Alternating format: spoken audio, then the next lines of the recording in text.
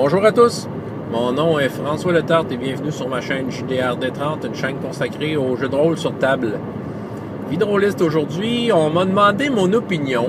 Je vais vous dire, là, présentement, je me souviens pas du nom de la personne. Je sais que c'est quelqu'un qui m'écrit quand même à l'occasion, donc c'est quelqu'un qui écoute mes vidéos, puis je le sais c'est qui, là, mais c'est écrit de toute façon en bas qui est cette personne.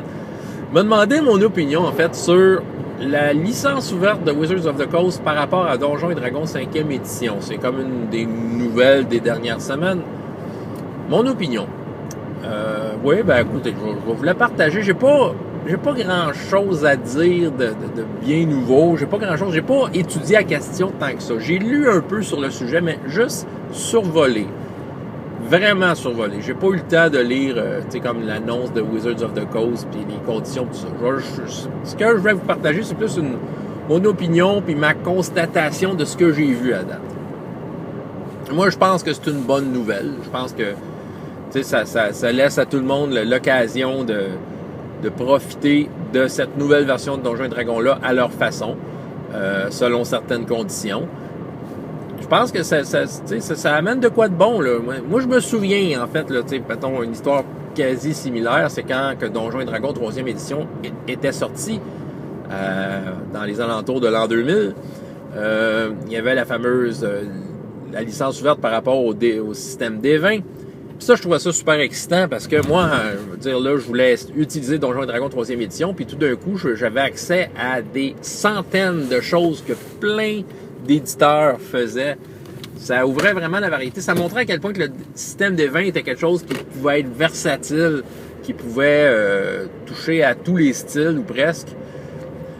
Ça avait un effet un peu spécial, par exemple, parce que là, on rentrait dans une boutique de jeux de rôle, là, c'était le fun. Si t'aimais ça, Donjons et Dragons 3e édition, là, t'en avais pour des heures à passer dans le magasin à regarder les livres, mais malheureusement, ça tassait tous les autres jeux de rôle. C'était comme un effet un peu plate du D20 système, mais ça, c'est ça. C'était ça à l'époque. Donc, si je reviens à la 5e édition, ben oui, ça va ouvrir la porte pour tout plein de choses pour 5e édition. Je sais pas si le monde va se mettre à sortir des trucs de science-fiction puis tout ça. Je sais pas s'il y en a qui vont tenter, ben probablement qu'il y en a qui vont tenter peut-être de toucher à d'autres styles que du médiéval fantastique.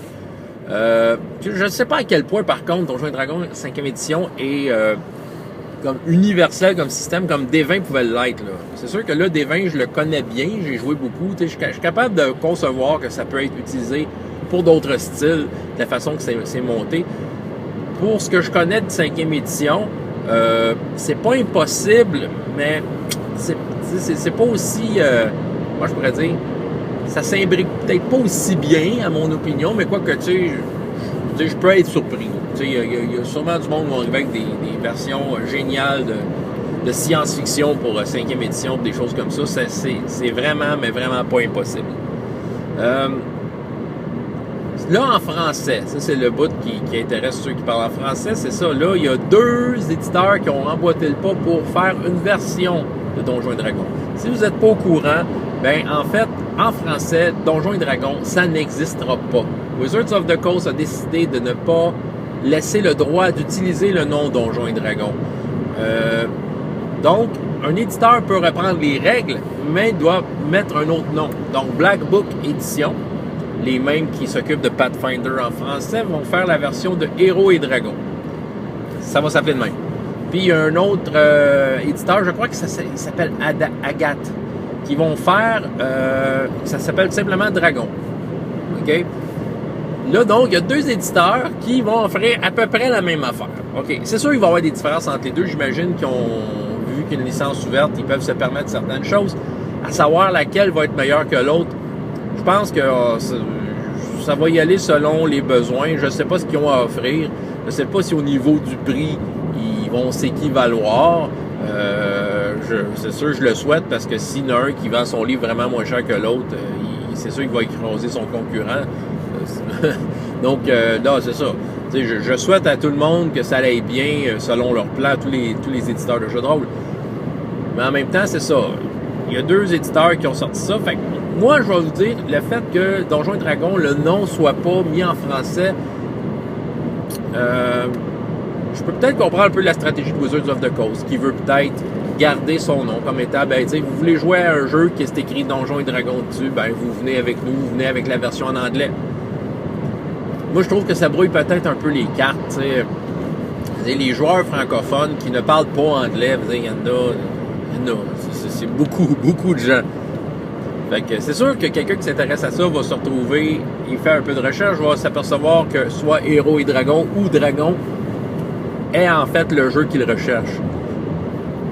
Mais c'est ça, tu sais, moi quand j'ai commencé, là, il y a une trentaine d'années de ça, là, tu sais, Donjons et Dragons, là, c'était des choses que tu pouvais trouver en français. Puis pas juste ça, le nom de Donjons et Dragons était traduit, là. C'était pas écrit Dungeons and Dragons. Parce que je sais que même les dernières éditions en français, veut dire, le nom du jeu était resté en anglais.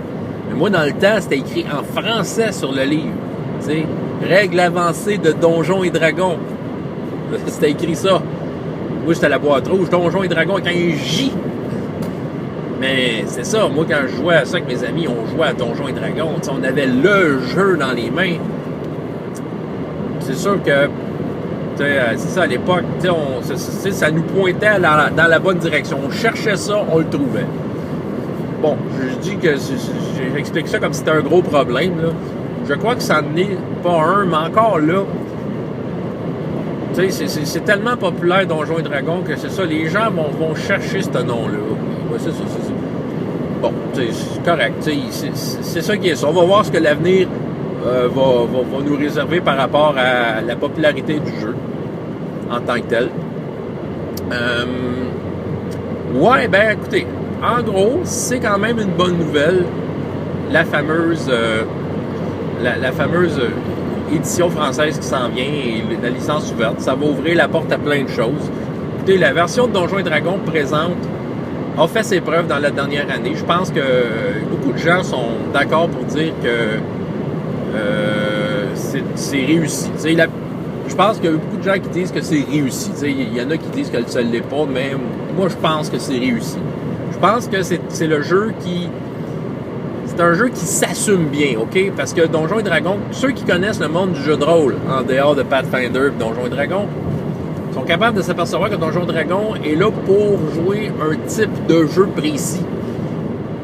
Donc, je crois que la 5e édition et ceux qui l'ont conçu le comprennent bien et ont créé un jeu qui assume très bien cette façon de jouer-là. Donc, c'est ça, c'est réussi à ce niveau-là. Je pense que Donjons et Dragons, on peut pas faire tous les types de fantastique avec ça, mais vous voulez un fantastique à la Donjons et Dragons, ben c'est ça. La 5e édition, là, c'est une réussite. Donc, enfin, on va pouvoir voir une certaine variété grâce à la licence ouverte. On va pouvoir enfin avoir une version en français, quelque chose qui évidemment était attendu des rôlistes francophones. Et j'imagine que ça va être traduit dans toutes les autres langues, où est-ce qu'il y a des joueurs qui attendent juste après ça et chaque version aura son nom.